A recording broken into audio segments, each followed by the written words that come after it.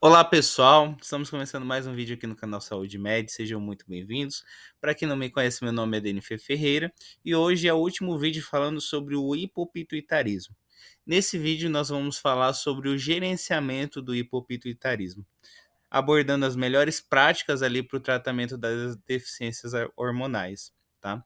Vou explicar as terapias de reposição hormonal para diferentes condições, como é o caso do hipocortisolismo, do hipotiroidismo secundário, da deficiência de gonadotrofinas e diabetes insípidos, né? Destacando as medicações mais utilizadas e os cuidados essenciais ali que os pacientes devem ter, tá?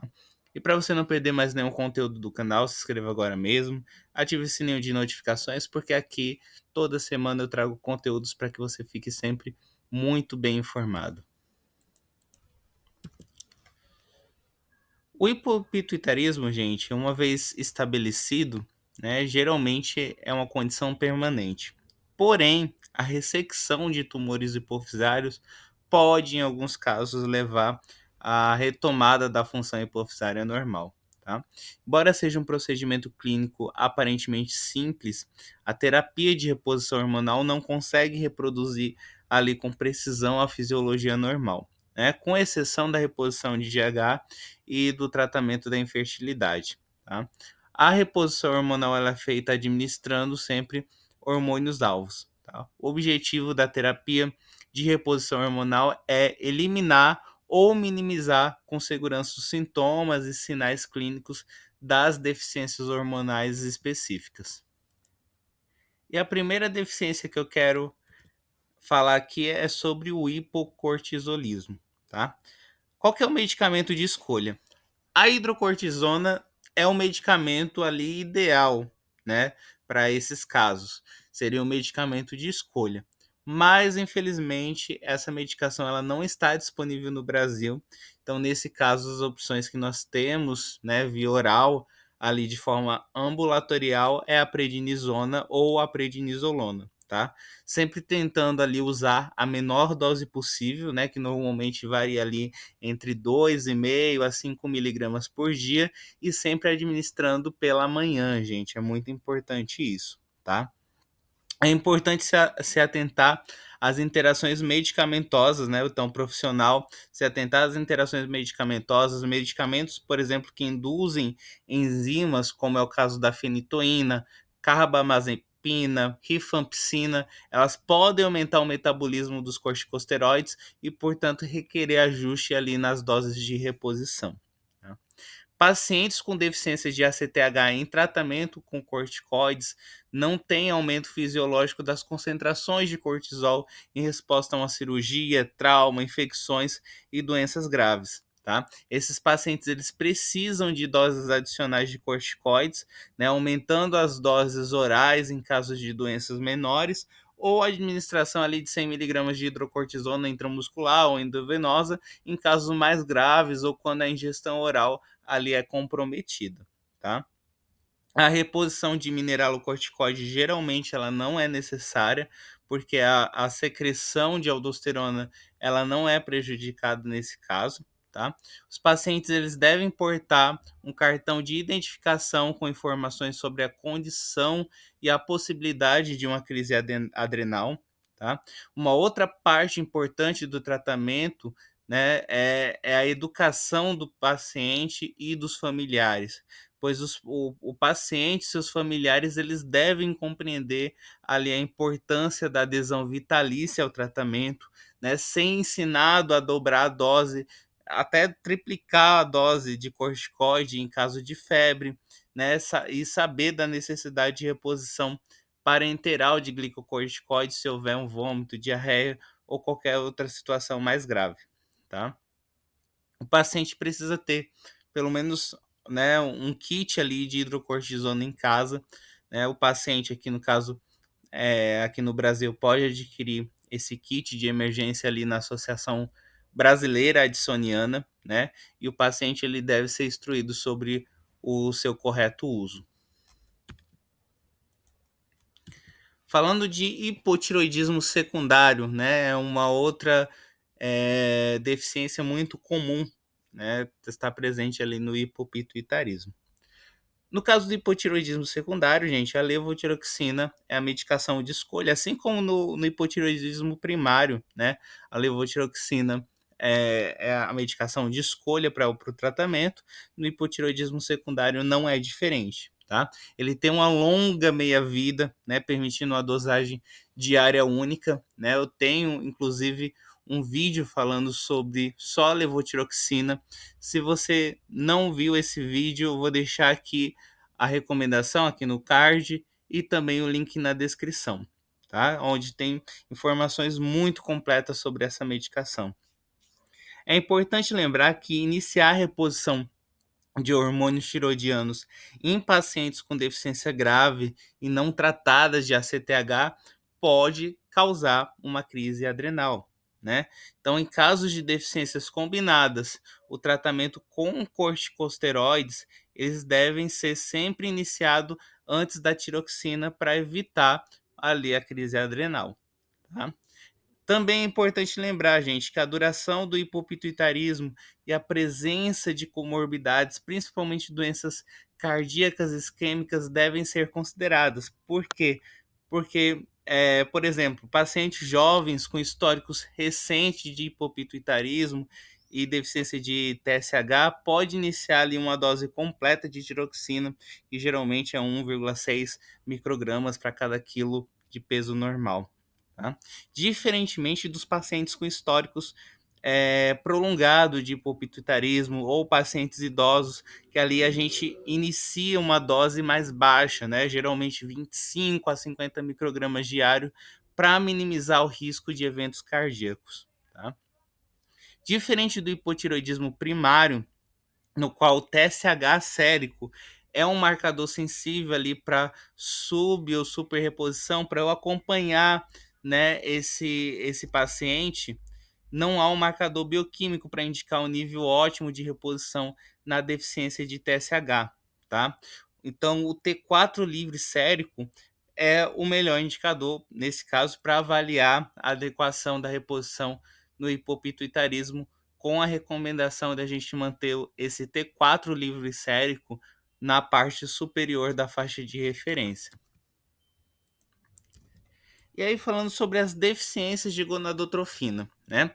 As opções de reposição elas variam entre a administração oral, transdérmica, intramuscular ou subcutânea de esteroides gonadais ou a terapia com gonadotrofinas ou hormônio liberador de gonadotrofinas, caso e quando a fertilidade ela for desejada. E aí falando sobre a deficiência de gonadotrofinas nas mulheres, né? A, no caso, a reposição de estrogênio ela deve ser oferecida a todas as mulheres com hipogonadismo secundário abaixo de 50 anos para evitar sintomas imediatos de deficiência de estrogênio e prevenir a redução precoce da densidade mineral óssea, tá? A adição de progesterona, ela é obrigatória, gente, se o útero ele estiver intacto, né? Para quê? Para evitar a estimulação não contraposta ali do endométrio pelo estrogênio, o que pode causar ali uma hiperplasia e neoplasia. Tá? O regime padrão de reposição envolve ali a administração diária de estrogênio, com a progesterona sendo administrada por 12 a 14 dias consecutivos durante um ciclo de 4 semanas. Tá? A menstruação ocorre ciclicamente ali após a retirada da progesterona. De forma alternativa, nós podemos usar um regime contínuo, né, que o estrogênio e a progesterona ali são combinados. Tá? Esse regime normalmente ele é preferido por pacientes mais velhas, embora sangramentos menstruais imprevisíveis possam ocorrer ali nos primeiros meses de tratamento em algumas pacientes, não tem efeitos adversos significativos ali descritos. Tá?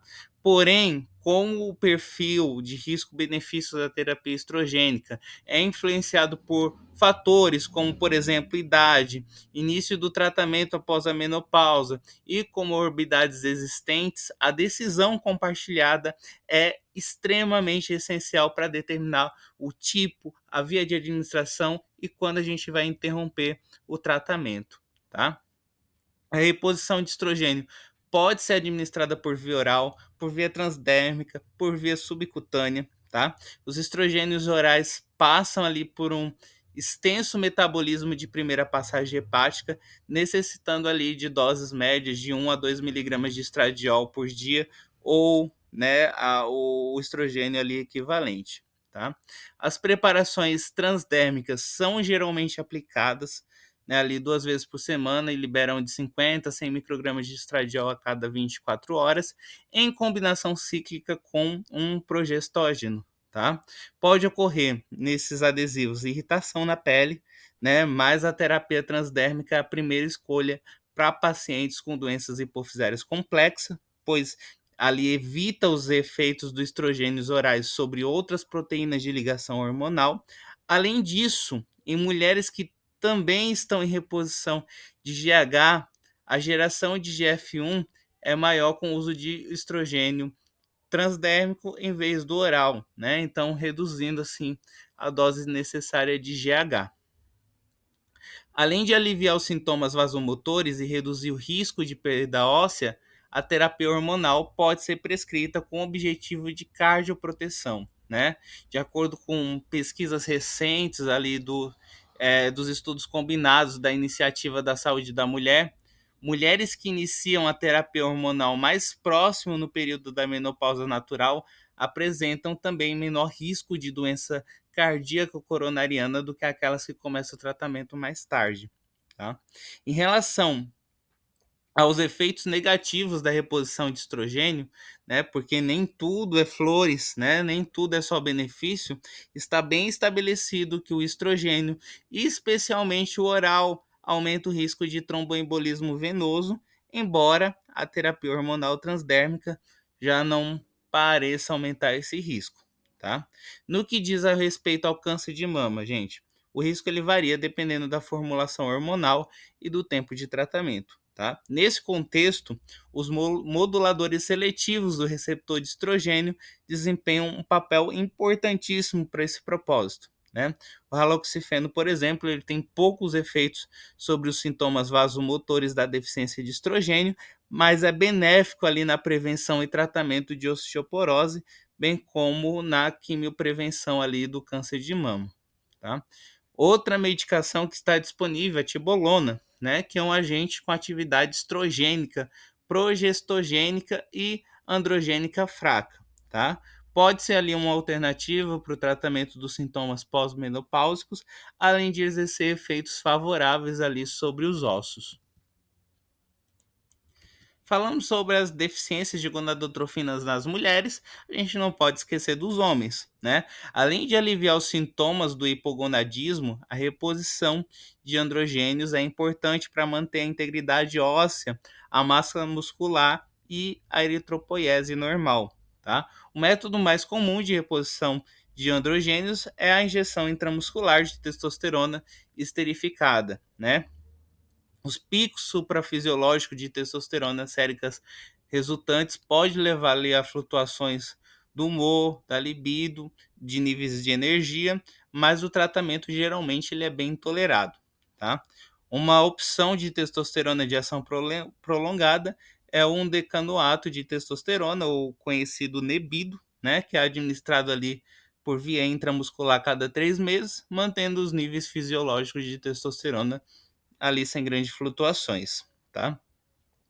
Uma opção de testosterona de ação prolongada é ali, como eu disse, é a opção do Nebido, né, que ela está disponível aí no mercado, tá? Outro sistema para administração de testosterona é o gel aplicado na pele, né? A gente conhece aí alguns nomes comerciais, como o mais famoso é o androgel, né? O gel transdérmico ele deve ser aplicado de forma diária para manter os níveis desejáveis de testosterona sérica, tá? Nesse vídeo, gente, eu não vou falar sobre a deficiência de GH, né? Porque eu tenho um vídeo dedicado para isso, né? Se você não assistiu, eu vou deixar o card aqui ao lado também, né? E também o link na descrição para você fazer o acompanhamento.